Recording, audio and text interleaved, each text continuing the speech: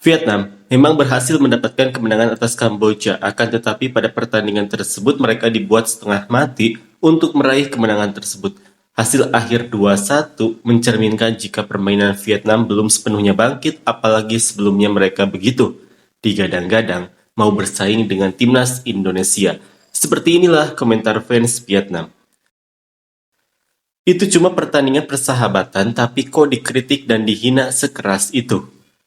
Baca komentar, banyak orang yang mengkritik, tapi ingat ini cuma pertandingan persahabatan. Mungkin kita memang tidak jauh lebih kuat dari mereka, atau mungkin juga kita cuma jadi bahan hiburan. Bahkan, tim-tim besar saat main laga persahabatan juga sering menahan permainan. Jadi Vietnam itu, apa sih sampai cuma lihat hasil ini, langsung mengkritik soal teknis. Lihat pembunuh ulung Tien Lin, malah bikin kecewa. Main bola lucu sih oke, tapi di pertandingan kualifikasi Asia nanti lawan Malaysia, hati-hati kalah pembunuh ulung Tien Lin. Tanpa Swanson nggak bisa berbuat apa-apa. Dulu saat masih zaman Pak Park Hang-seo, sistemnya bagus jadi sering dapat umpan matang. Striker macam apa lari nggak bisa lewatin lawan. Lebih lambat dari kura-kura. Bahkan nggak berani pegang bola buat duel fisik. Begitu bola sampai di kaki langsung oper balik bikin kecewa banget. Kritik dia sih boleh, tapi selama 5-7 tahun ini ada yang lebih baik di posisi itu. Cuma bisa nyinyir doang buat puas-puasin mulut ya. Ini cuma laga persahabatan. Ngarep apa dari pemain yang baru pulih dari cedera? Di babak ketiga kualifikasi Piala Dunia dia cetak banyak gol. Pasti dulu kalian juga muji-muji banget kan? Taktik Coach Kim sangat mirip dengan taktik Coach Shin Tae-yong, bertahan hanya mengandalkan serangan balik.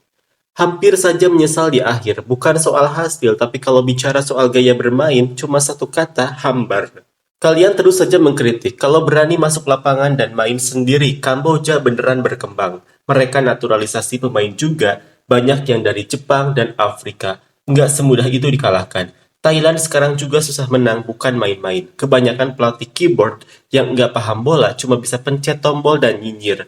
Pandai sekali menyalahkan. Dasar orang-orang yang lupa diri setelah menikmati hasilnya.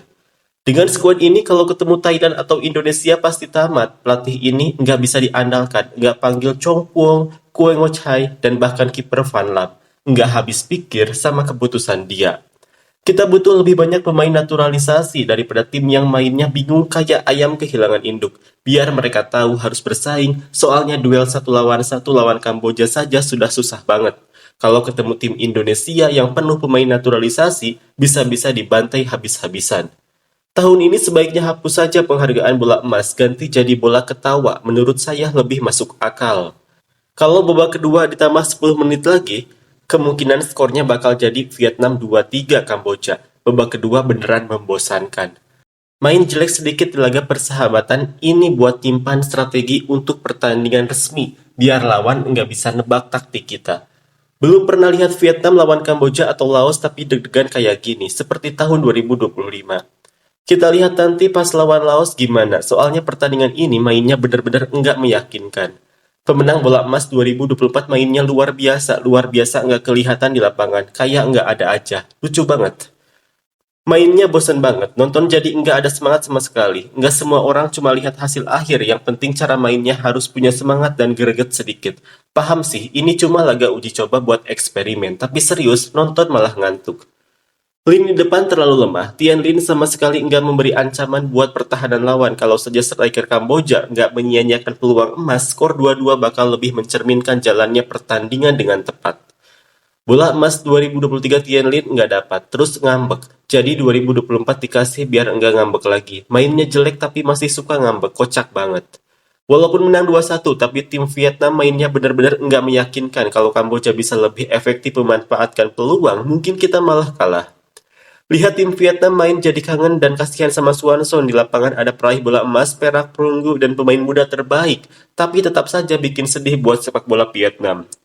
Mainnya kayak sampah. Tiap kali bola sampai ke kaki Van Tan, pasti langsung oper balik. Nggak ada ide buat nyerang. Udah gitu, lari sebentar terus sibuk gulung celana buat pamer paha dan otot. Main nggak lebih bagus dari siapa-siapa tapi gayanya sok bintang terus. Sedih banget nonton pertandingan Vietnam lawan Kamboja. Dari mana datangnya Sing Ngo Kuang nomor 8 ini? Main kayak gitu kok bisa dipanggil ke tim nasional? Tiap kali juga manggil trio Viet Hong, tapi mainnya nggak ada yang spesial, kenapa masih dipanggil terus? Catatan pertama, stadion gelap, supporter nggak semangat, pantas saja Vietnam nggak main di wilayah selatan. Nonton bola malah kayak nonton film. Catatan kedua, begitu Tianlin masuk, Vietnam langsung kesulitan bangun serangan, terus masuk lagi tiga dewa, Ngo Quang, Vio Hoi, Tien An, sampai sekarang masih nggak paham apa yang bikin mereka lebih baik dari Chong Puong. Dulu menang 3-0 atau 4-0 kelihatan gampang, sekarang menang 2-1 saja, udah bikin keringetan, ini malah mundur ya. Gak masalah, euforia Piala AFF masih belum reda. Para bintang dan Coach Kim masih terbuai, belum sadar sepenuhnya. Kalau mau nonton yang lebih seru, sabar saja. Tunggu tim kasta teratas main, pasti lebih menghibur.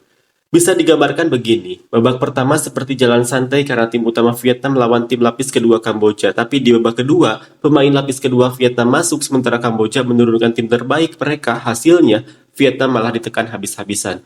Pemain Vietnam seharusnya tidak terlalu percaya diri dan harus lebih menghormati lawan kalau tidak bisa berbahaya. Kesempatan yang ada juga harus dimanfaatkan lebih baik. Lawan Kamboja saja punya puluhan peluang emas tapi penyelesaian akhirnya buruk. Meski menang, tetap bikin khawatir karena di babak kedua para pemain terlihat mulai meremehkan lawan.